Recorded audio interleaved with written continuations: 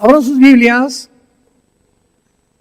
en el capítulo 38 del libro de Ezequiel, en el Antiguo Testamento, desde luego. Ezequiel, capítulo 38. Y en esta segunda conferencia de este día glorioso y maravilloso, vamos a hablar acerca de la invasión rusa contra Israel. Así se titula este tema, la invasión rusa contra Israel. Una de las cosas más maravillosas de la Biblia es que las naciones que aparecen en la Biblia, no aparecen muchas de ellas con los nombres que tienen en el siglo XXI. Por ejemplo, si quieren ustedes buscar en la Biblia a Irán, que ahorita está cobrando una notoriedad impresionante con todo lo que está pasando como una olla hirviendo en el Medio Oriente, en la Biblia aparece con el nombre de Persia. ¿Por qué? Porque en 1935 se le cambió el nombre de Persia a la República de Irán, cuando expulsaron al Shah. Y en 1979 se le cambió el nombre a la República Islámica de Irán. Si quieren ustedes saber dónde está Irak en la Biblia, aparece con el nombre de Babilonia. Si quieren ustedes buscar dónde aparece Turquía, aparece con el nombre de Togarma. Ahora, cuando la Biblia nos muestra, como vamos a ver ahorita, hace 2500 años, que se iba a formar una coalición de naciones en los tiempos que estamos viviendo, porque es para esta época, y estas naciones, el Espíritu Santo, como lo vamos a ver, los nombra, es porque el origen de todas las naciones que hay actualmente en el mundo, somos aproximadamente ya 200 naciones, en el globo terráqueo, todos nosotros descendemos de los 3 hijos de Noé. Cuando vino el diluvio, toda la humanidad fue borrada, pero sobrevivió Noé, su esposa, y sus 3 hijos con sus 3 esposas, que fueron Sem, Cam y Jafet. Muy bien, de Jafet se pobló Europa, todo el mundo anglosajón. De Sem vienen los semitas o los asiáticos, que involucra al Medio Oriente y el Asia Central y el Asia también Baja. Y de Cam proviene el continente africano. Entonces, todos nosotros venimos de cualquier línea genealógica o genética de estos 3 hombres. Y cuando en la Biblia aparecen nombres como Cam o Cus o Fut, tenemos inmediatamente que recurrir a Génesis capítulo 10, porque el capítulo 10 del Génesis nos muestra la descendencia de 70 naciones que se formaron de los 3 hijos de Noé. Entonces, leemos en Ezequiel 38 para comenzar. Vino a mí palabra de Jehová: hijo de hombre, pon tu rostro contra Gog en tierra de Magog.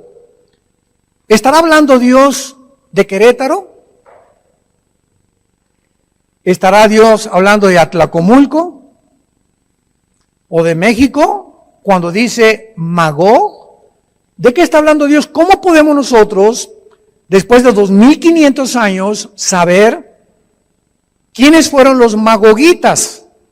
Bueno, aunque el nombre se cambió, la región geográfica de los magogitas nos la dan los historiadores. Los magogitas descienden de los escitas y conquistaron después, o fueron conquistados por los godos, los cuales eran germanos.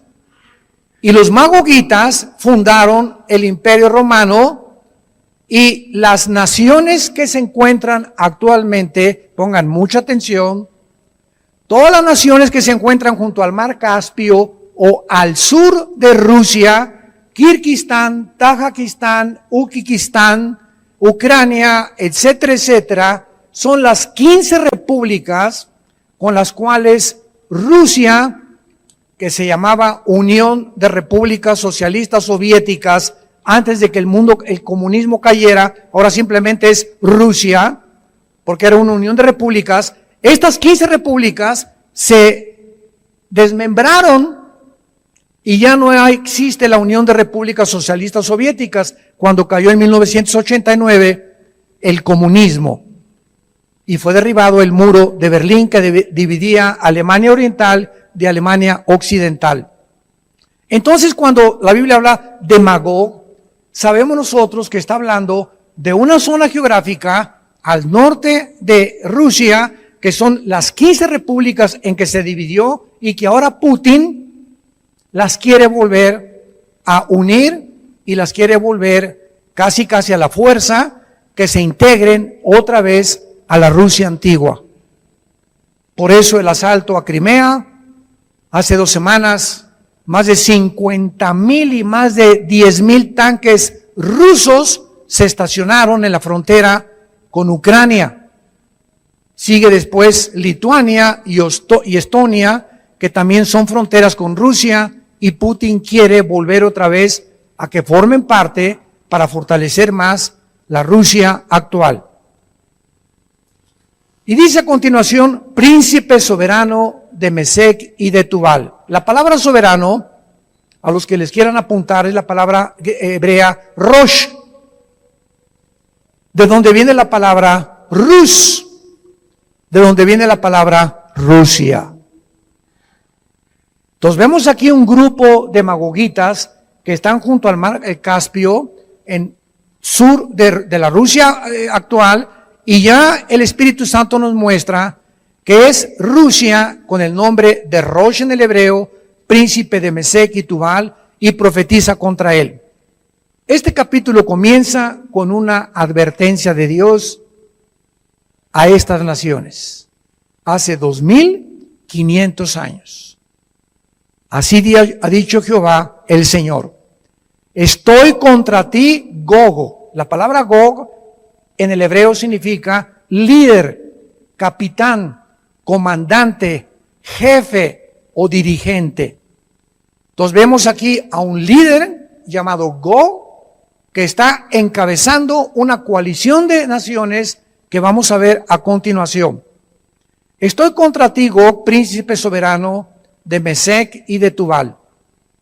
Te quebrantaré y pondré garfios en tus quijadas. Te sacaré a ti y a todo tu ejército, caballos, jinetes, de todo en todo equipados, gran multitud, con paveses, escudos, teniendo todos ellos espadas. Y en los próximos 2 versículos, hace 2500 años, se nos muestran las naciones, señores ateos que nos visitan, historiadores escépticos, asépticos, que están tratando de dudar de la Biblia y que necesitan evidencias históricas, geográficas, paleontológicas para demostrar que la Biblia es un libro que verdaderamente solo Dios pudo profetizar y escribir lo que se encuentra dentro de este volumen de literatura impresionante. Vean ustedes que son las naciones que desde el año pasado se unieron, dándonos a entender qué cosa, que realmente nos encontramos en la última generación o en la última etapa de la historia humana. Persia, versículo 5, póngale ahí, Irán, Cus y Fut. En Génesis 10 son los descendientes de Cam, que son las naciones de Sudán y de Libia. Todos ellos con escudo y yelmo. Gomer, que es Alemania. Qué interesante. Y todas sus tropas, la casa de Togarma, que es Turquía. De los confines del norte y todas sus tropas y muchos pueblos contigo, prepárate y apercíbete tú y toda tu multitud que se ha reunido a ti, y sé tú su guarda. 1989-90 cae el comunismo como ideología. No duró más de 80 años en el siglo pasado.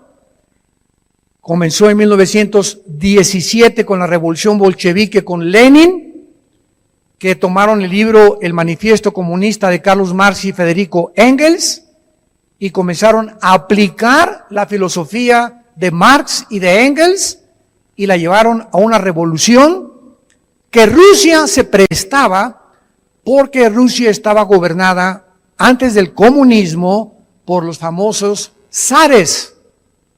El último zar, Nicolás II, habían llegado a oprimir al pueblo, que se conoce dentro de la ideología del comunismo como el proletariado. Los habían oprimido de tal manera que ya estaban hartos de que les coartaron la libertad, no había expresión, en fin, ¿verdad?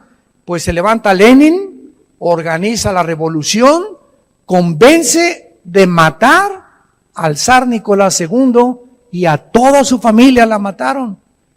Y a sus 5 o 6 hijos chiquitos que tenían todavía. Y se acabó la época de los zares de Rusia, con el famoso Rasputín, que en las películas lo han visto ustedes, que era un brujo que tenía relaciones con la esposa del zar y que además fungía con milagros de sanidad en muchas personas del Palacio Real. Viene la revolución de Lenin y hasta 1989 el comunismo compite contra el capitalismo, contra el libre mercado, contra las democracias. Y simplemente en el siglo pasado, la ideología del comunismo es la culpable de más de 150 millones de muertes. El comunismo de Mao Zedong, de José Stalin y de todos aquellos que siguieron los nazis, los fascistas de Benito Mussolini, mezclado con el ateísmo, etcétera, etcétera, fue una masacre de la humanidad imponiendo una ideología que demostró finalmente cuando en 1989 se levanta el famoso líder o último líder ruso, Mikhail Gorbachev, y le pide al Papa Juan Pablo II, deme usted la oportunidad, le dijo Gorbachev al Papa Pablo II, de ir al Vaticano. ¿Y para qué quieres? ¿Que te vas a confesar conmigo? ¿Qué? No. Quiero mandar un mensaje al mundo desde el Vaticano, porque usted representa a más de 1.500 millones de fieles que se llaman católicos y quiero que este mensaje lo oiga el mundo. Gorbachev es invitado por el Papa, todo esto lo encuentran ustedes en el internet, y Gorbachev lanza este mensaje al mundo. El comunismo fracasó por 2 razones. Una, sacamos a Dios de Rusia. 2, nos aislamos del mundo capitalista. Y desde 1981, dice Gorbachev, hasta 1989 que cayó el comunismo, durante los últimos casi 10 años, Rusia vivió una farsa, una apariencia de que éramos poderosos. No es cierto, nos estábamos muriendo de hambre. Y escribe Gorbachev un libro famoso que se llama La Perestroika. Les recomiendo a los estudiantes que los están contagiando con el socialismo moderno, que lean ustedes y abran los ojos para que se den cuenta qué fácil somos engañados. ¿Y por qué lo digo? Porque yo pertenecí al Partido Comunista Mexicano. Yo fui perseguido antes de ser cristiano por mi ateísmo, mi darwinianismo, mi materialismo, mi humanismo, porque me convencieron a los 18 años de edad de que era la respuesta para acabar con los gobiernos que oprimían al pueblo y luchar contra una revolución social y una revolución armada, y ya estaba listo irme a Cuba para que me entrenaran, etcétera, etcétera, y regresar a México y comenzar como el Che Guevara, y tenía el Che Guevara arriba de mi cama, y estaba convencido que eso era lo que Dios quería para mi vida, porque no conocía al verdadero Dios. Hasta que a los 28 años mi hermano Alejandro, el papá de David, su nuevo pastor, mi hermano Alex, me dijo: quiero llevarte con un hombre, con un misionero que se llama Emilio Anderud, que te hable de Dios. Yo le dije que ya estoy harto de la religión. Es una farsa las religiones. Y me dijo: no te llevo a que tú aceptes una nueva religión. Quiero que conozcas a un hombre que no es religioso, que se llama Jesús. ¿Cómo que no es religión? No, Jesús no vino a traer ninguna religión, me dijo mi hermano. Vino a que tú puedas abrir su corazón y que lo comenzaras a seguir y que descubrieras que Él es la respuesta del sentido que tu vida está buscando. 1974, este año cumplo 46 años de cristiano y 43 de ministerio. Este año cumplimos 43 años de predicar este evangelio. Así que no te estoy dando una nueva teoría, una nueva filosofía. Tengo 43 años de estudiar este libro. Caí de rodillas, febrero de 1974, lleno de lágrimas. Me había propuesto jamás llorar en mi vida, porque me dijo mi papá: los machos no lloran. Y no lloraba, y guardaba todo, y las muertes que tuvimos en la familia, y las cosas que sufrí. Y cuando abro la Biblia enfrente de este misionero y me muestra: de tal manera Dios te ama, que ha dado a su Hijo unigénito, de repente, como una cosa de cebolla que me quitaban así capas y capas, sentí que reventaba y que algo nuevo salía de mi vida que no podía impedir llorar y llorar y llorar y llorar. Media hora estuve hincado enfrente de mi hermano y este misionero, pidiéndole a Dios que me perdonara y tuviera misericordia de mí. Y desde esa vez yo supe que era Jesús lo que yo estaba buscando en el comunismo, en la ideología, en el fascismo, en todas las filosofías inventadas por nosotros, los seres humanos. Y ahora nos encontramos que el año pasado y el año antepasado, del 2010 para adelante, hacen alianza la China. Se une con Rusia. Hace una semana Irán se une con Turquía.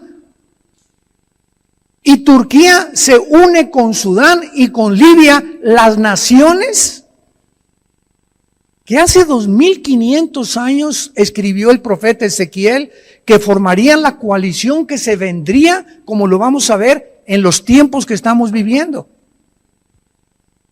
Impresionante que hace algunos meses Irán fue detenido por el expresidente Trump para que no centrifugaran el uranio 235, que es el elemento que produce la bomba atómica. Y llega el presidente actual nuevo, Biden, y deshace el trato que hizo Trump con Irán de prohibirles y congelarles los fondos en sus bancos si no obedecían. Y viene la nueva administración que hay ahorita en Estados Unidos y les permite otra vez a Irán producir el uranio 235. Y ahora Irán, tenemos ya 1 o 2 meses encabezando los periódicos, y bombardaron. Hace 2 días los sirios mandaron un misil. Se están fortaleciendo los iraníes porque ellos sostienen al grupo Hezbollah, que se llama el Partido de Dios en árabe, y que están en el Líbano teniendo su base con más de 150,000, escucha, 150,000 cohetes tiene el grupo terrorista Hezbollah apuntando a Israel. ¿Por qué no han atacado a Israel? Junto con Siria, junto con Egipto y contra Jordania, porque Jordania y Egipto tienen un tratado con Israel todavía. Se unió Marruecos y se unió Bahrein, nación árabe. Pero al mismo tiempo, en este momento, Israel tiene el ejército más poderoso del mundo.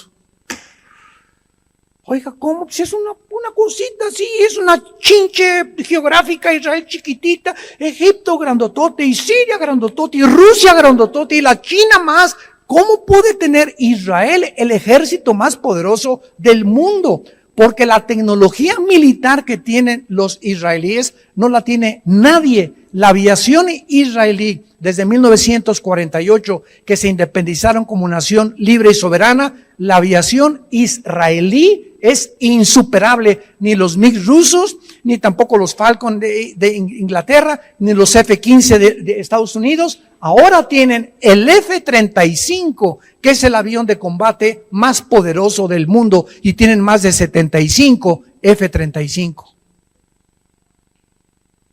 Y todas las bases de la aviación israelí la tienen debajo en subterráneos. Y tú vas a Israel y de repente oyes como el ruido ensordecedor de los F-35. ¿Y de dónde salieron?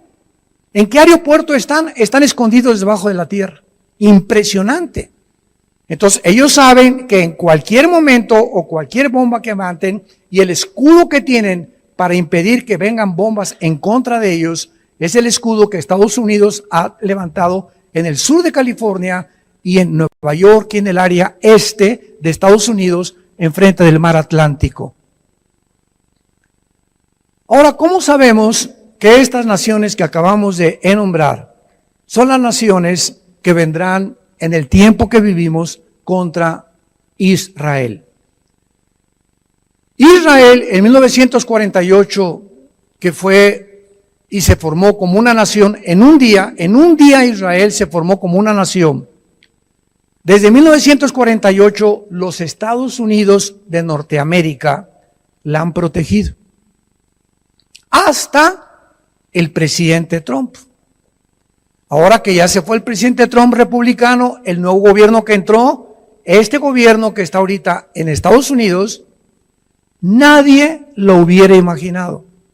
Nadie hubiera imaginado que el país que enarboló la bandera de la democracia y la libertad, Estados Unidos de Norteamérica, y que fue un modelo para el capitalismo, la democracia de cientos de naciones, cambió así como un camaleón de piel, y ahora la nueva administración que está en Estados Unidos es un gobierno socialista. Socialista. El socialismo en Estados Unidos.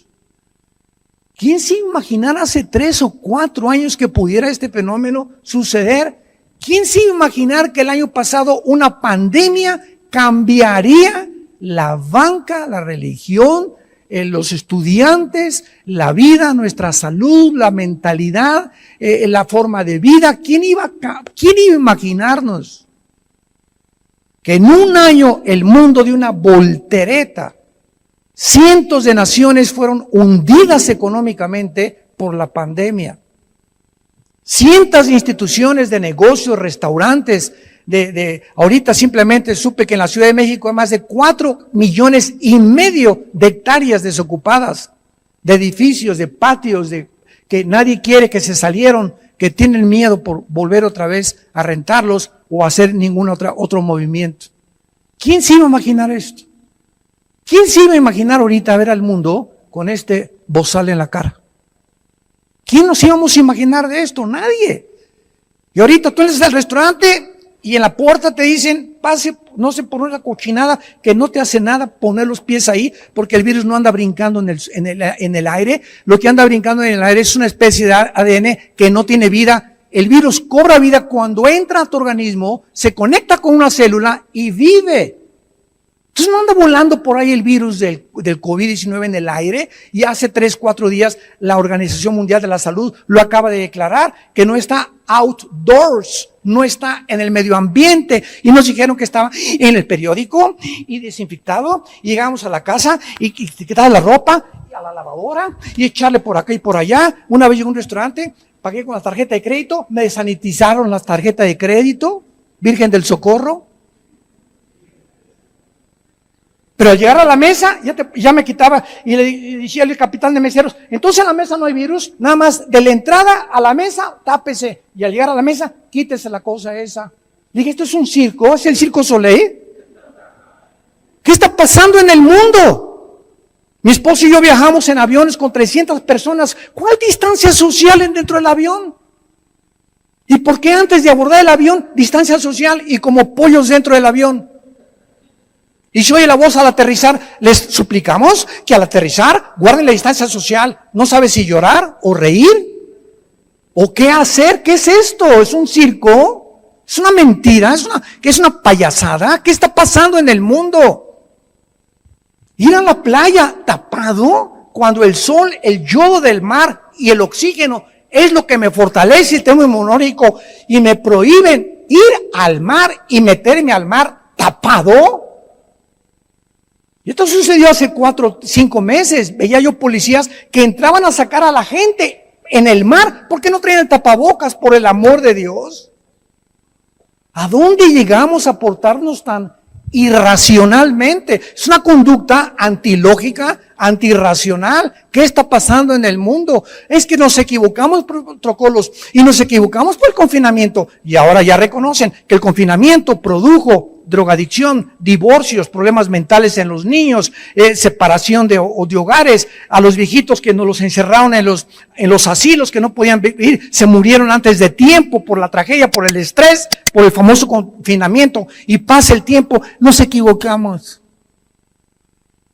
No funcionó el confinamiento, y así cada mes que pasa nos damos cuenta que Dios ha enloquecido la ciencia de los que se creen sabios en este mundo. Y lo que sabemos, no lo sabemos como lo deberíamos de saber. Versículo 8. De aquí a muchos días, y aquí ya viene la explicación del Espíritu Santo, serás visitado al cabo de años. Esta palabra en el hebreo a los que les interesa es acharit, soaj, que significa al final del tiempo. De aquí a muchos días, le está hablando a Israel ahora Dios. Vendrás a la tierra, ¿cuál tierra? La salvada de la espada, recogida de muchos pueblos, a los montes de Israel.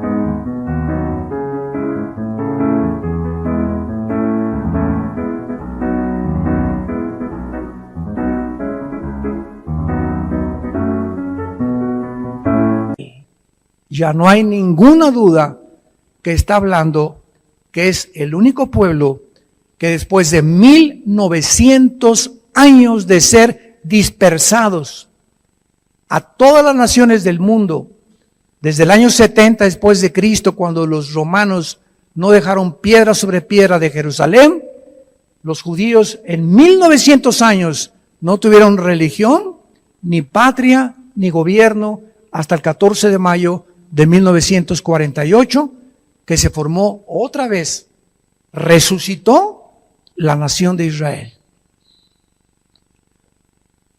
Que siempre fueron una desolación, mas fue sacada de las naciones, y todos ellos morarán confiadamente. En primer lugar, vemos la primera clave. ¿Cuándo vendrá esta invasión? En los últimos tiempos, y cuando Israel more en su tierra. Si en 1948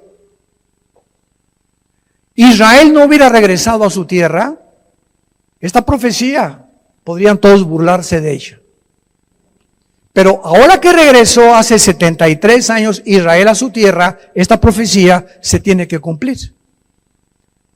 Lo que nos indica que el regreso de Israel a su tierra marcó la cuenta regresiva de los últimos tiempos.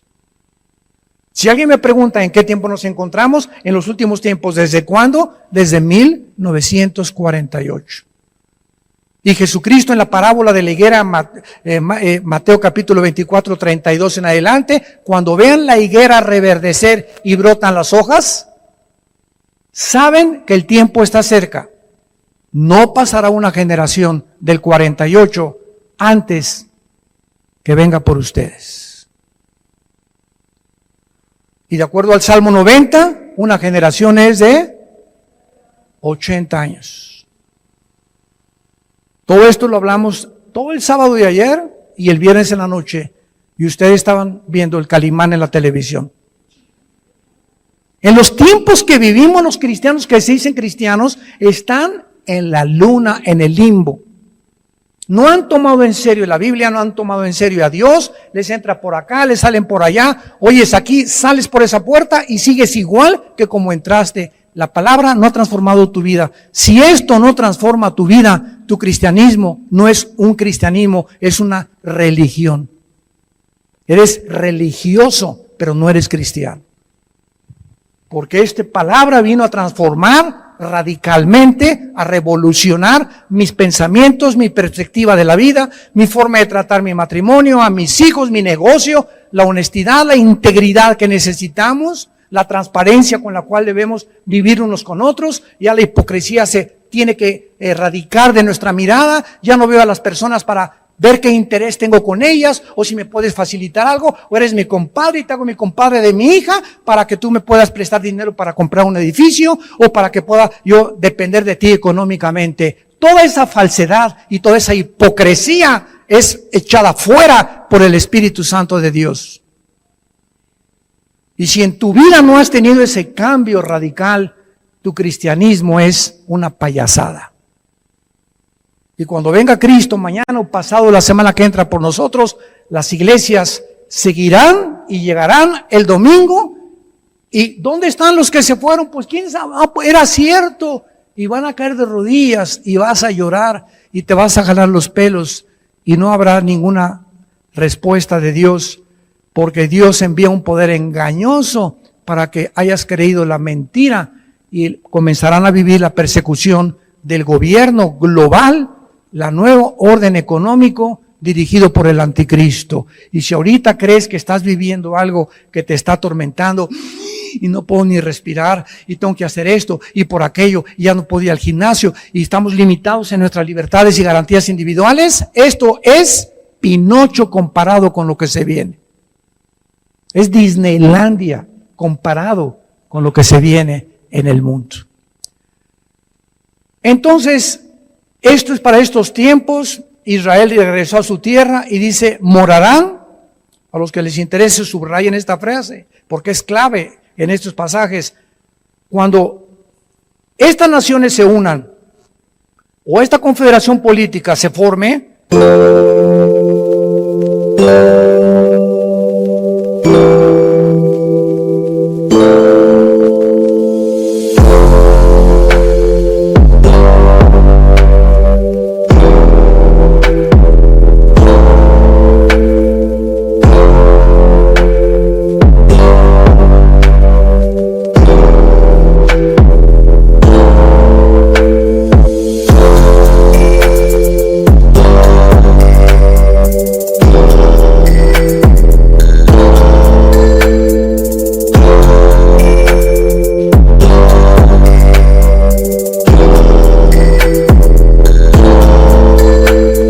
Israel tiene que morar confiadamente en su tierra.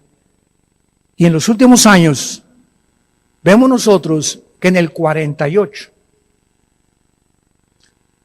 a las 6 de la mañana, nombraron a David Ben Gurión, primer ministro de Israel, y después a Golda Meir.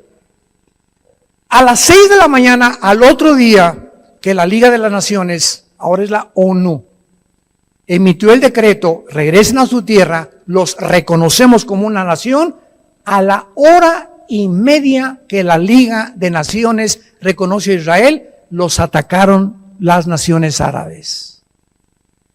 Y en aquel tiempo Israel pues casi no tenía las armas ni el ejército que tiene ahorita, no pudieron sacarlos de su tierra.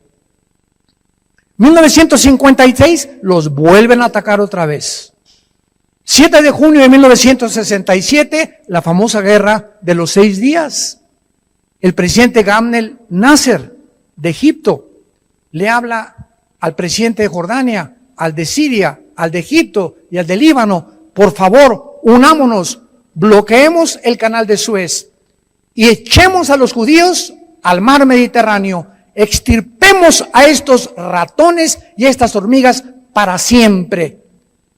Y se juntan 5 naciones contra la nación de Israel para acabar con ellos. Escuchen lo que pasó en la guerra de los 6 días, que está considerada la guerra más milagrosa en la Academia de West Point de Estados Unidos por el general Schwarzkopf, que fue el general que dirigió el ataque contra Saddam Hussein en 1991 en la guerra del Golfo Pérsico, cuando Hussein quería apoderarse del petróleo de Kuwait.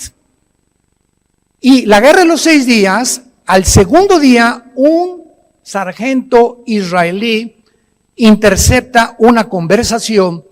Al tercer día, el 3 de junio, los judíos se suben en 7 aviones. A las 4:30 de la mañana. Y cuando estaban los egipcios, los sirios y los jordanos levantándose, desde el aire, el tercer día, bombardean todo el aeropuerto del Cairo y destruyen toda la aviación egipcia, toda la aviación de Jordania y toda la aviación de Siria. Y una vez que conquistaron en el aire, pues se quedaron así, ¿verdad? Todos estupefactos. ¿Y ahora qué hacemos? Aventaron los tanques de guerra. El 6 de junio, los judíos estaban en la península del Sinaí, llegaron a las colinas del Golán y toda la franja de Gaza, que continúan bajo su posesión. Les mandaron un recado, las Naciones Unidas: por favor, deténganse. ¿Y saben por qué ganaron en 6 días la guerra? Porque el 7º tenían que descansar. Parece una paradoja, una ironía, pero es chistoso, ¿verdad? En 6 días ganaron la guerra a 5 naciones. Y después vino del 73, la de Yom Kippur, tampoco los pudieron sacar. Y ya del 73 se levantó Yasser Arafat, el líder de la Organización para la Liberación de Palestina, para tratar otra vez de destruir Israel. Muere envenenado Yasser Arafat. No, él forma el grupo de Hamas, con Mahmoud Abbas ahorita ahí en la franja de Gaza, y hasta el 2021 no han podido sacarlos de su tierra, porque dice Amós capítulo 9, versículo 14 y 15, ha dicho Jehová que cuando yo lo regrese, nadie lo sacará. Él es el Dios que creó los cielos y la tierra, el Dios que hizo la Biblia, para que nosotros seamos testigos de que no hay Dios más que Él. No conozco ninguno, Él es el principio y Él es el final. Y nos deja escrito esto para que nuestra confianza y nuestra esperanza no esté en los hombres, sino esté en su Hijo, que dio su vida en una cruz por todos nosotros. Ahora, en penúltimo lugar, dice el versículo otra vez, 11, que van a vivir confiadamente como están ahorita Israel, están en ese estado. Versículo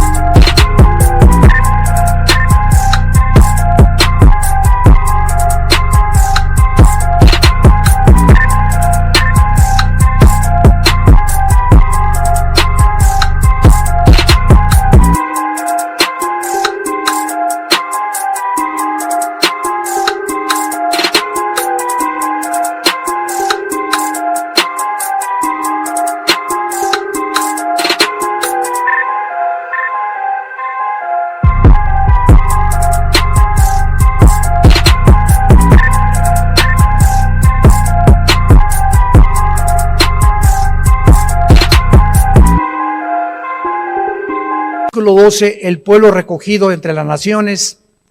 Versículo 14, en aquel tiempo cuando mi pueblo Israel habite con seguridad, no lo sabrás tú. Y versículo 16, subirás contra mi pueblo Israel como nublado.